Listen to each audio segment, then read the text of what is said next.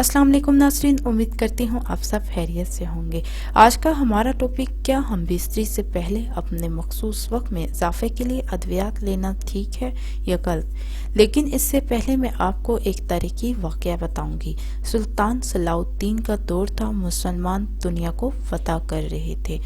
बैतुल मुक़द्दस के फतह के वक्त जब यहूदियों ने देखा कि मुसलमानों को रोकना मुमकिन नहीं है, तो उन्होंने उस रास्ते पर जहां से फौज ने गुजरना था, एक बड़ी तादाद में नंगी खूबसूरत लड़कियों को खड़ा कर दिया। लेकिन जिस वक्त यहूदियों ने देखा कि पूरा काफिला मुसलमान फौज का गुजर गया, लेकिन किसी भी फौजी ने किसी भी औरत की तरफ आंख उठाकर नहीं देखा, तो वो कहने पर मजबूर हो गए कि मुसलमान को रोकना अब मुमकिन नहीं। अल्लाह किसी माशरे में सब कुछ बर्दाश्त कर लेता है, लेकिन बेहयाई और नाइंसाफी बर्दाश्त नहीं करता। हमारे माशरे में बढ़ती हुई इंटरनेट पर मगरिब की फहाशी को एजुकेशन और मीडिया ने हमारे नौजवानों से शर्मो हया छीन ली। बहुत ही कम उम्र में इंटरनेट पर सेक्स मूवीज का देखना हमारे नौजवानों में जिनसी ताकत की कमजोरी का बाहिस बना। शादी के वक्त नौजवानों की जिनसी ताकत का मसला संगीन होता जा रहा है।